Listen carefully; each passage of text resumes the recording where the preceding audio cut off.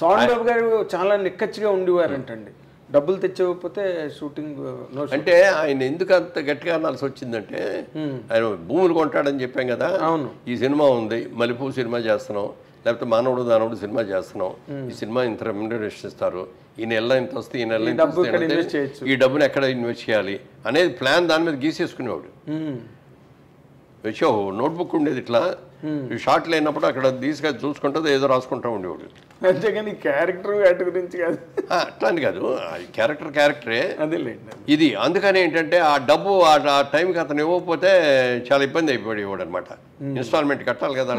మరి వీళ్ళ సాధక బాధకాలు కూడా అవసరమే కదా సార్. అట్లే డిఫరెంట్గా పాటించుకుంటే ఎక్కడ ఉన్నాడు కానీ అదేలేండి. అదే అంటే మనం కృష్ణ గారితో కంపారిజన్లో కంపేర్ చేసుకుంటే కృష్ణ గారి తర్వాత ఎవరైనా కృష్ణ గారు ఎవరైనా సరే మేమందరం కూడా అయింది. కాకపోతే నేను కూడా అది నేనంటే బిజినెస్లోంచి వచ్చాను కాబట్టి ఫైనాన్స్లో ఎంత కష్టపడతారు, మరి ఎంత డబ్బు తీసుకొచ్చి పెడుతున్నాడు నిర్మాత. అవును, ఫస్ట్ ఖర్చు పెట్టేదంతా ఆయన, ఆఖరణ చిల్లర ఎత్తుకునేది ఎవరంటే ప్రొడ్యూసర్. అవునండి. అది వస్తే ఇంకో సినిమా తీస్తాడు, లేకపోతే నిర్మాతల హీరోవా మీరు దర్శకులు హీరోవా అంటే నిర్మాతల హీరో. నేను నిర్మాతల హీరో, అందుకని ఆ కష్టసుఖాలు తెలుసు కాబట్టి నేను ఏ రోజున కూడా డబ్బులు ఇస్తే రాను అనే మాట అనలా. ఓకే, ఇచ్చింది తీసుకున్నా.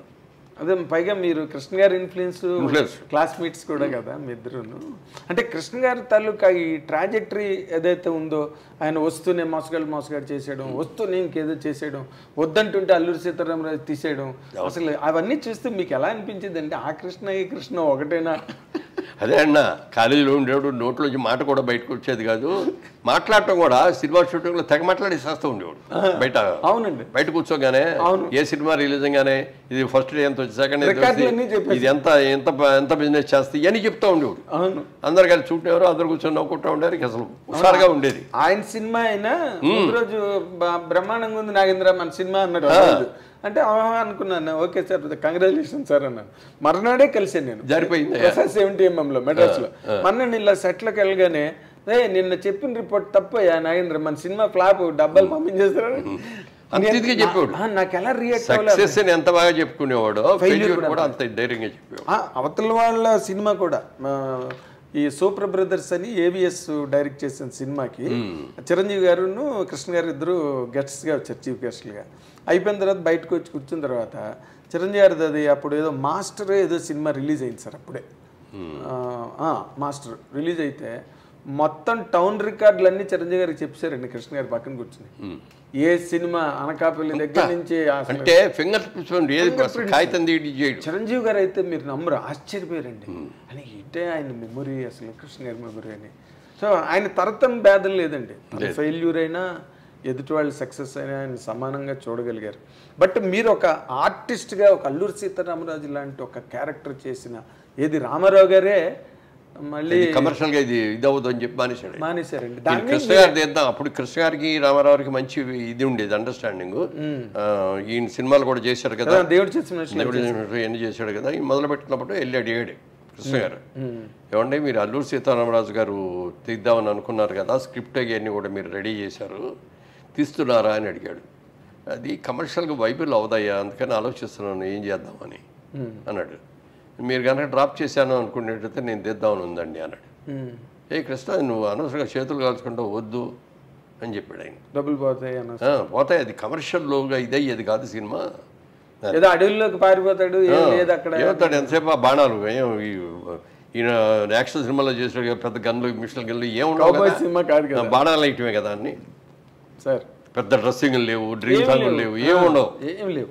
దానికి ఆయన ఏంటంటే సినిమా స్కోప్లో తీసేసి మొత్తం అవుట్డోర్ తీసుకెళ్ళి చింతపల్లి ఫారెస్ట్ల దగ్గర పెట్టేసి అందరు క్యాంప్ అక్కడ పెట్టేసేసి అట్లా. ఆ డైరెక్టర్ కూడా మొదటి రోజే హార్ట్ అటాక్ వచ్చింది రామచంద్రరావుకి.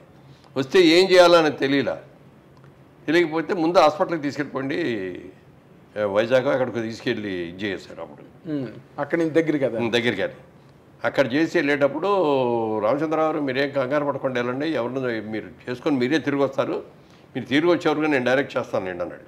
అప్పుడు దాకా డైరెక్షన్ కూడా తెలియదు వీరికి. ఓకే, కాకపోతే అంటే దాంట్లో సబ్జెక్ట్ అంతా కూలంకషంగా A to Z తెలుసు కాబట్టి మొదలు పెడుతున్నాడు కాబట్టి ఆయన చేయటం మొదలెట్టాడు. మొదలుపెట్టేసాడు. సినిమా డైరెక్టర్ ఎవరు పేరంటే ఆయన పేరే వేసాడు. అవునండి, వి రామచంద్ర గారి పేరే ఉంటుంది. ఆయన తర్వాత వచ్చి అసలు తగ్గి ఆయన వచ్చి మళ్ళీ షూట్ చేయలే. అవును, పోయారు. మొత్తం అంతా ఈయనే చేశాడు, ఆయన చనిపోయాడు. అవును, డైరెక్టర్ అతని పేరే చేశాడు. అలాంటి మారల్ వాల్యూస్ అసలు తర్వాత డబ్బులు కూడా ఫ్యామిలీకి పంపించాడు. సినిమా మొత్తం డైరెక్ట్ చేస్తే ఎంత ఇస్తాడో ఆ అమౌంట్ అంతా కూడా ఇచ్చి పంపించాడు. గ్రేట్ కదా సార్ నిజంగా. అందుకే అన్నది నిజంగా ఇండస్ట్రీలో దేవుడు అంటే దేవుడే. అవి ఎవరు పెట్టారండి కాలేజీలో పేరు దేవుడు అని అతనికి?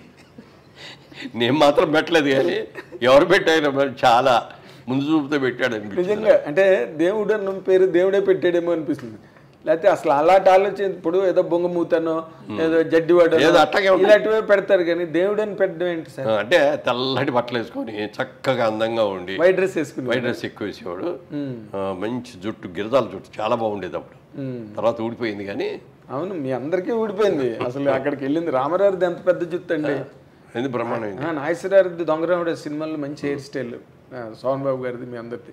కానీ బట్ ఆ విగ్గులు పెట్టేసి రిఫ్లెక్టర్స్, ఆ విగ్గులు పెట్టంగానే ఏమవుతుందంటే లోపల చెవట్లు పట్టేస్తాయి. ఆ చెవట్లు పట్టేసి దానికి అట్లాగే ఉండేటప్పుడు కూడిపోతాం. తర్వాత ఇంకోటి, ఇప్పుడు కృష్ణ గారికి రామారావుకి మధ్యలో రిఫ్ట్ రావడం, వాళ్ళిద్దరి మధ్య డిఫరెన్స్ ఎవరికి ఏమి తెలియదు సార్. ఊరికి అవ్వాకులు చెవ్వాకులు పేలుతారు సార్ బయట. ఏమండి అసలు ఏం జరిగింది సార్ వాళ్ళిద్దరి మధ్యన? అంటే యాక్చువల్గా నాకు కూడా దాంట్లో ఇన్వాల్వ్ కాలేదు నేను, ఎందుకంటే బట్ కొంతవరకు జెన్యూన్ ఇన్ఫర్మేషన్ అదే. ఇప్పుడు ఈయన కూడా సినిమా చేద్దామని అనుకున్నాడు రామారావు గారు. ఆయన అప్పుడు ఇంకా మొదలు పెట్టలేదు అనుకుంటా, ఆయన కూడా లేదు, ఆయన స్క్రిప్ట్ వర్క్ ఇదంతా జరుగుతుంది. ఈ టైంలో ఇతను మొదలు పెట్టాడు. మొదలు పెట్టినప్పుడు ఆయన పౌరుషం వచ్చింది. ఏంటి పౌరాణిక క్యారెక్టర్ నేను చేయాలి కానీ కృష్ణ చేస్తే ఎవరు చూస్తారు అని చెప్పి ఈయన సైమల్టేనియస్గా మొదలుపెట్టి నెల రోజుల్లో సినిమా తీసేసి రిలీజ్ చేశాడు. ఆయన పెద్ద హిట్ అయిపోయింది. ఏది? ఎన్టీ రామారావు సినిమా దానవీర సూర్కర్. అవునండి, అవును. అందులో 4-5 క్యారెక్టర్లు చేసి ఆయన డైరెక్ట్ చేసి, అది చాలా భయంకరమైన ప్రయోగం సార్ అది దానవీర సూర్కర్. ఆయన కాబట్టి ఈయనకి దేవుడు అని పేరు పెట్టారు. ఆయన పూర్తిగా దేవుడు, నిజంగా దేవుడు, దైవాంశ సంభూతుడు, 100%. దానిలో డౌట్ లేదు. కృష్ణుడు వేసినా కృష్ణులాగా ఉంటాడు, దుర్యోధనుడు దుర్యోధనులాగానే ఉంటాడు, రావణాసురుడు ఇస్తే రావణాసురులాగానే ఉంటాడు. బాబాయ్ మైండ్ బ్లోయింగ్. అంటే నార్మల్ గా ఆయనకి దేవుడు అని పేరు పెట్టారండి మీ కాలేజీలో, బట్ ఎన్టీ రామారావు ప్రత్యక్ష దైవం, దైవాంశ సంభూతుడు. ఎందుకంటే ఆయన కృష్ణుడు గెటప్ మాయాబజారులో చేసినప్పుడు, ఇప్పుడు ఇది వచ్చేది విజయ్ చిత్ర అని ఒక మ్యాగజైన్ గుర్తుంది కదా, కలర్ ప్రింటింగ్. అప్పట్లో కలర్ ప్రింటింగ్ ఉండేది కాదు, అది ఒక్క మ్యాగజైనే కలర్ లో ఉండేది. అవునండి. దాంట్లో సెంటర్ స్ప్రెడ్ లో రామారావు గారిది ఈ కృష్ణుడు గెటప్ వేశారు. అది చూసి అందరూ థ్రిల్ ఫీల్ అయిపోయి ఎవరికాళ్ళు దాన్ని జాగ్రత్తగా ఓపెన్ చేసి ఫ్రేములు కట్టుకొని ఇళ్లలో తగిలించుకునేవాళ్ళు కొంతమంది, దేవుడి గదిలో పెట్టుకునేవాళ్ళు కొంతమంది. ఇప్పటికే ఉన్నాయి కొన్ని ఇళ్లలో. అవునండి, కృష్ణుడు గెటప్ ఆయన అన్డౌటెడ్గా సార్, అన్డౌటెడ్గా. మొన్న ఎవరో వాళ్ళు లేనిపోని కాంట్రవర్సీ లేపి ఎన్టీ రామారావు విగ్రహం. ఇప్పుడు చాలా చోట్ల అల్లూరి సీతారామరాజు విగ్రహాలు మీరు గమనించండి కృష్ణ గారి లాగా ఉంటాయి. అదే అంట